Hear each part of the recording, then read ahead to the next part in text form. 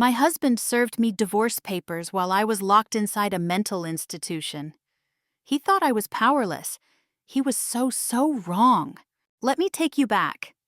I'm Rachel, 49 years old, married for 22 years, mother to a teenage daughter who's smarter and stronger than I ever was at her age. On paper, my life looked fine. Maybe even enviable. House in the suburbs, 2 cars, PTA meetings, Christmas cards with those fake perfect family photos. But inside, I was crumbling. It didn't happen all at once. Years of emotional neglect, tiny betrayals, the weight of being the strong one. It all piled up until one day, I couldn't breathe, couldn't get out of bed. The smallest tasks felt like mountains. It wasn't just sadness. It was a suffocating, relentless fog. I knew I needed help, real help. So I checked myself into a mental health facility, voluntarily. Because admitting you're struggling, that's not weakness, that's strength.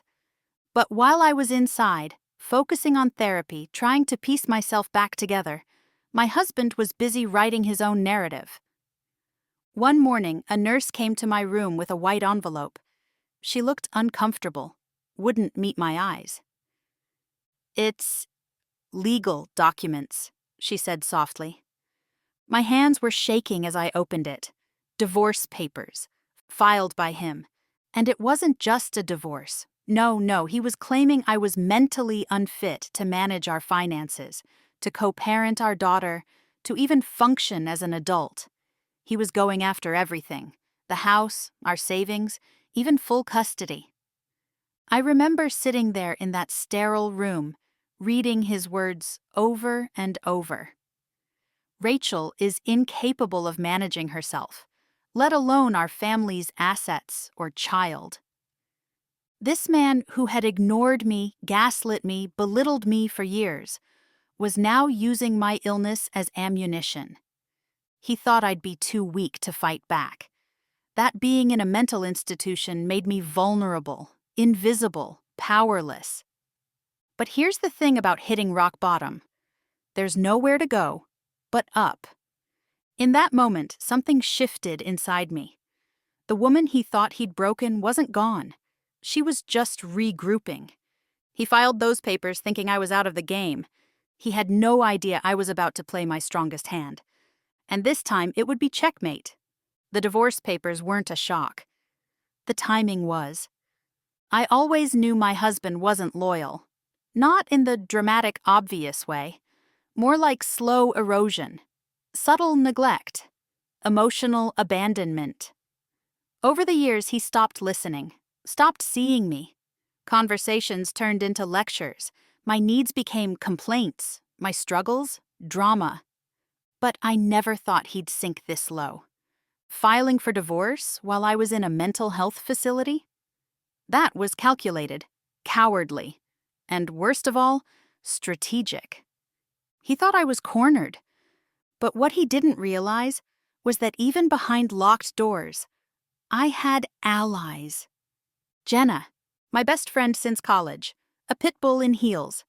She was the first person I called when the fog in my head started to lift. The first person who said, "Rachel, this isn't your fault. He's been setting this up for months." She wasn't wrong. Over the next few days, Jenna came to visit, every afternoon, like clockwork. She brought coffee, snacks, and files. So many files. At first, the nurses gave her side eyes, but after a while, they started rooting for me too. "Look at you, building an empire from a hospital room," one of them joked. But it was serious. Through Jenna, I learned the full extent of my husband's betrayal. He'd been liquidating joint accounts quietly. Small transfers to a business fund that didn't exist, moving assets under his name, preparing for the moment I'd be too weak to fight. He wasn't just leaving, he was erasing me. It wasn't just financial, there was a woman too. Of course there was. His assistant, half his age, all fake empathy and calculated charm. She'd been by his side through every late meeting and business trip. The woman who now sat at our dining table, in my seat, laughing with my daughter as if she belonged. But the part that gutted me? He'd been preparing to paint me as unfit for months. Little comments to family, friends, even teachers. She's not herself lately. She's struggling with basic tasks. I'm really worried about her mental state. All while knowing exactly how far he'd pushed me. He wasn't concerned. He was building a case for custody, for control, for his clean exit. And he thought locking me away meant he'd won. But here's where his plan cracked. He underestimated how much people still cared about me. My family, my friends, my daughter. Jenna had already spoken to a forensic accountant. Turns out, paper trails don't lie. Every sneaky transfer, every hidden account, documented, traceable. His arrogance made him sloppy. The affair? We had texts, photos, even a few recorded calls. One where he actually laughed about me being safely tucked away while he sorted things out. That recording would end up being pure gold. But beyond the legal strategies, something more important was happening. I was healing. Therapy wasn't a magic fix, but it was a mirror. For the first time in years, I wasn't drowning in his narrative. I started seeing myself again, not as the broken woman he described, but as someone who had survived, someone who still had fight left. One of my therapists said, "Rachel, the fact that you're here means you're stronger than you think. People who run from their pain don't come here. You did." That hit me hard. While he ran from accountability, I was facing my demons head-on. And that's when I realized he didn't file for divorce because I was weak. He filed because he was terrified I'd get better. That once I found my footing, his carefully constructed lies would collapse. He wasn't trying to escape me. He was trying to bury me before I could rise. That realization lit a fire in me. The woman he tried to erase was stepping back into her power. Jenna and I worked tirelessly, even from within those hospital walls. She coordinated with my legal team. I started documenting everything. Even my therapy sessions became part of my recovery, personal and legal. He wanted to define me as unstable. But soon, the only thing unstable would be his case. Because here's the truth. Mental health struggles don't make you weak. They make you resilient, sharp, focused. Once you've stared your darkest thoughts in the face, no man's betrayal can break you. By the time I was ready for discharge, I wasn't the same woman who walked in. And my husband had no idea what was coming for him. By the time I signed my discharge papers, I wasn't just getting out of a mental institution. I was stepping onto a battlefield. But unlike him, I wasn't flailing in panic. I had a plan. Step 1. Reclaim my narrative. He'd been out there telling everyone I was unstable, painting himself as the noble husband doing his best. So the first thing I did was schedule a full psychological evaluation with an independent specialist, someone respected, outside of my treatment center. The results? Clear. Stable. Fit to manage finances, parenting, and most importantly, fit to fight. Step 2. Expose his financial deceit. With Jenna's help, our forensic accountant traced every shady transaction, hidden accounts, dubious business expenses, even money funneled to his mistress under fake invoices. We didn't just gather evidence. We built a timeline, a crystal clear map of his betrayal. Every dollar he tried to hide became a brick in the case against him. Step 3. Leverage the affair. We had texts, emails, hotel receipts, but the real gem was a phone recording where he joked to his mistress, "With Rachel out of the way, I'll finally get my clean slate." That recording? It was about to become Exhibit A. Step 4. Strategic custody planning. My daughter wasn't a pawn, but she deserved the truth. Jenna and I arranged for a family counselor to help us navigate this carefully. My husband had underestimated the bond I had with my child. She wasn't blind. She'd seen his emotional absence for years. Quietly, respectfully, we gathered her input, her experiences. Without dragging her into the legal muck, we made sure her voice would be heard. Step 5. Timing. I didn't rush into court. I waited. Let him get comfortable. Overconfident. He thought my silence meant defeat. He started parading his mistress more openly, making moves he shouldn't. That was my cue. We filed our response on a Monday morning. Comprehensive, ruthless, not just a simple contesting of the divorce, but a countersuit for financial misconduct, emotional abuse, and parental alienation. His world started cracking that day, but I wasn't finished. Step 6. Control the optics. I didn't go to war in public. I let the evidence speak. Quietly, Jenna leaked certain documents to key people, his business partners, mutual friends, even his own family. Not salacious gossip, just facts, numbers, dates, proof. The man who tried to paint himself as the victim was suddenly answering uncomfortable questions from his own circle. Step 7. Prepare for court. We rehearsed everything. Jenna drilled me on cross-examinations. My therapist worked with me on staying calm, grounded. By the time the court date arrived, I wasn't just prepared, I was unshakable. He wanted a broken woman on the stand. He was going to get a composed, razor-sharp version of me he'd never seen before. Each step wasn't just revenge. It was me taking back control. Because when a man builds his power on your silence, your voice becomes the most dangerous weapon. And mine was ready. Court day arrived. He strolled in first, smug as ever. Dark suit, expensive watch gleaming, arm casually draped around his assistant. She clung to him like a trophy, all but wearing a banner that said, "Upgrade." He didn't look at me as I entered. He didn't have to. In his mind, he'd already won. But his smirk faltered when he saw who walked in beside me. Jenna, my lawyer, sharp, imposing, and absolutely relishing this. My daughter was there too. Sitting quietly, eyes focused, more composed than a 16-year-old should ever have to be. The judge called us to order. My husband's team kicked off with their tired narrative.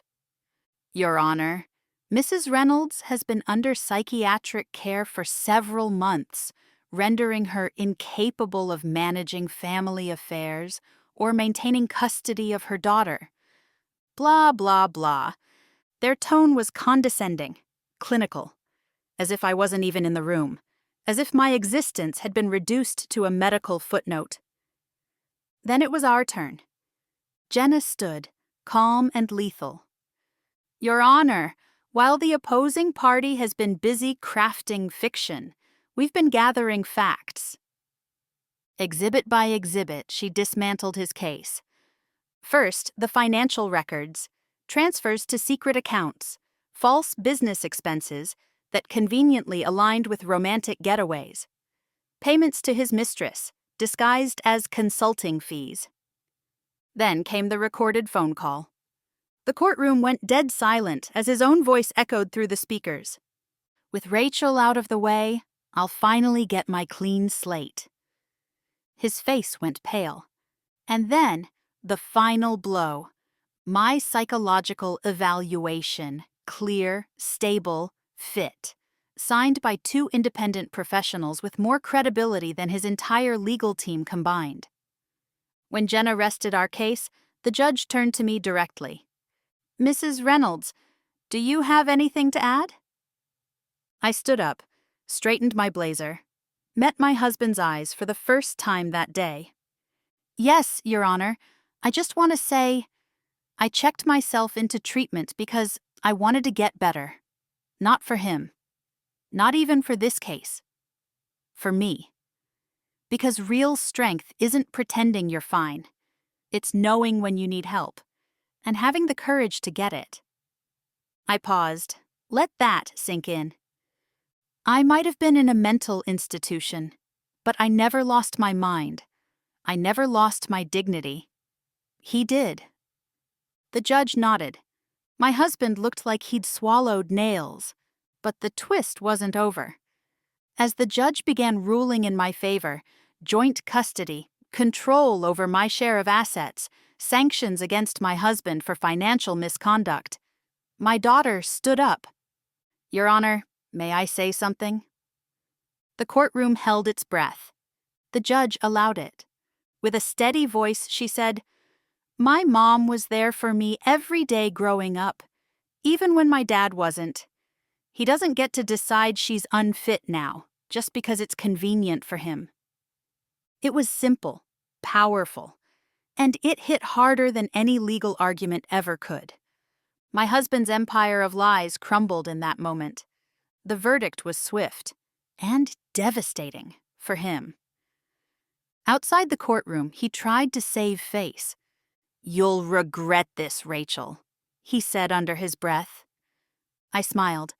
"No, you will, because you thought I was broken, but all you did was teach me how to fight." And here's the real twist.